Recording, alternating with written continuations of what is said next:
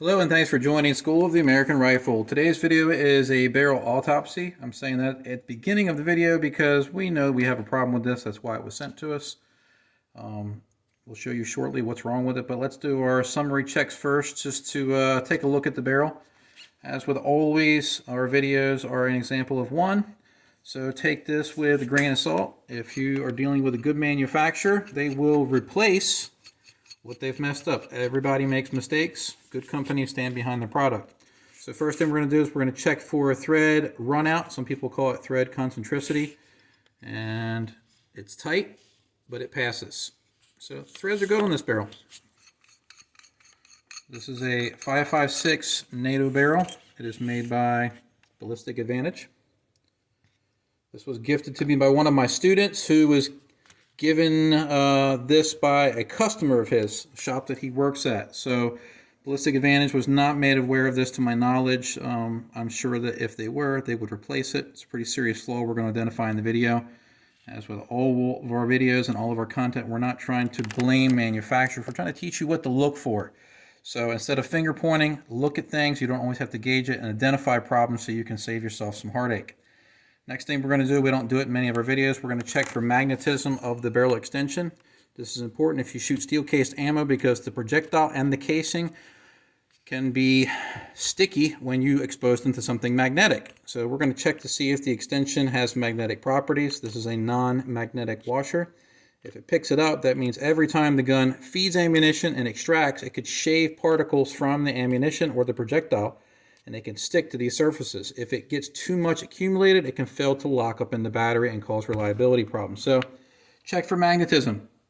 If you shoot steel case ammo, it's not a good thing. Let's check our muzzle erosion. So we're going to pop this in here. Normally, nitride barrels have a little bit more erosion than chrome line because they don't have a coating on the inside. So it only goes to 219, pretty typical. Not a bad thing.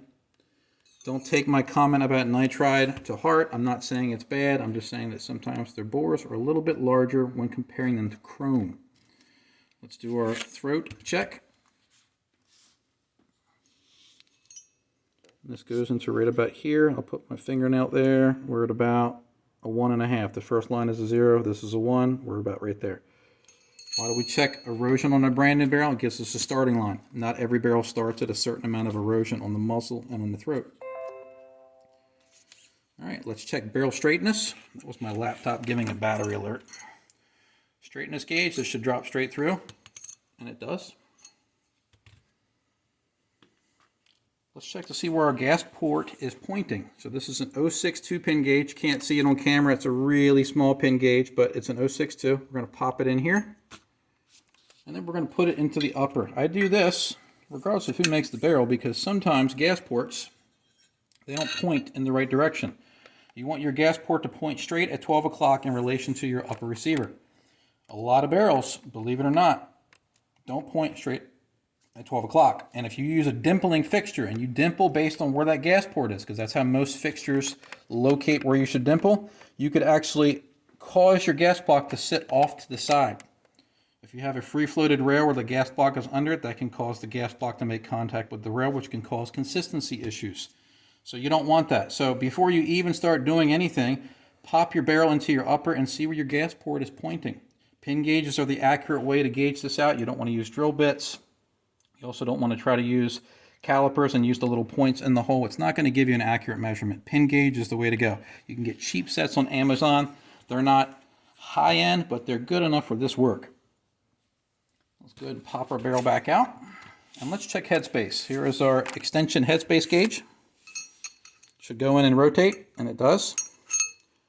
This is our no-go extension gauge. This should go in and not rotate on a new barrel, and it doesn't, which is good. That was this coming loose, just so you can see. See, it doesn't turn all the way. That's good. All right, let's check for chamber dimensions and the throat. This should go in and then come out with no resistance at all, and it floated right out. So the throat is 5.56 and the chamber dimensions are proper. Headspace gauges will not tell you the chamber is the right size. It only tells you headspace is right. Chamber function gauge will tell you the proper dimensions of the chamber. Let's go to a 5.56 go gauge, and we're going to use a known good bolt carrier group, and it rotates. That's good. This one's a BCM. Doesn't mean that I'm endorsing them. This one's just gauged out extensively. Let's go to the field gauge. This should not rotate.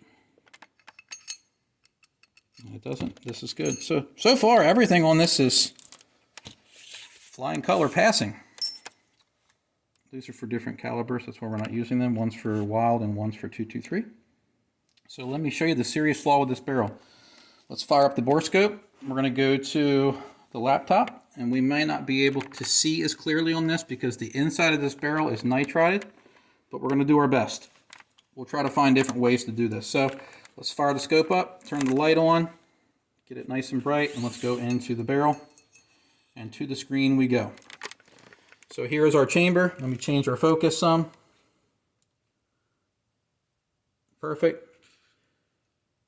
Chamber looks about normal. We're going to go into our throat area. That's where the neck stops. Let me change focus again. All right, we're going down the barrel. And I don't know if you guys see this, but there's no rifling in this barrel. I'm going to go around and around so you can see. No rifling. This is a smooth bore. Let me go to the gas port.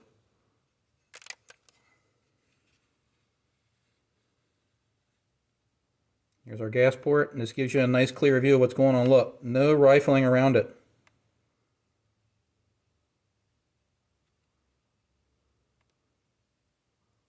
I'm going to go all the way to the crown, see if you can get a good look.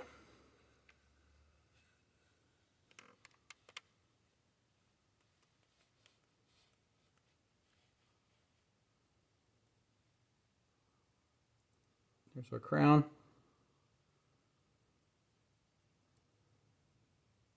Let's go around and around. Look, nothing. Now we're probably not going to get a really clear view of this with a flashlight, but let's go ahead and give it a stab.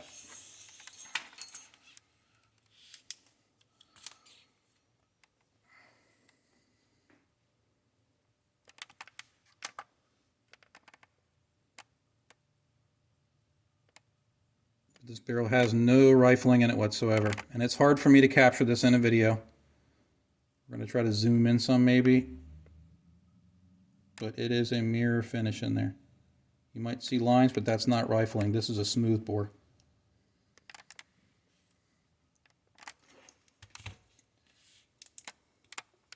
So this barrel can be fired. It's just going to have really, really terrible accuracy. So instead of sending this back to Ballistic Advantage, we're going to keep this as a class example, not to point our finger at Ballistic Advantage and say, look, they always make junk.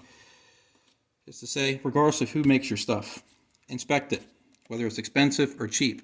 Every company makes mistakes. Every company. No matter how much you spend, no matter how little you spend, you will find mistakes if you know what to look for. And that's what we're trying to share with you all. So as always, I hope you found this video educational, and thanks for watching.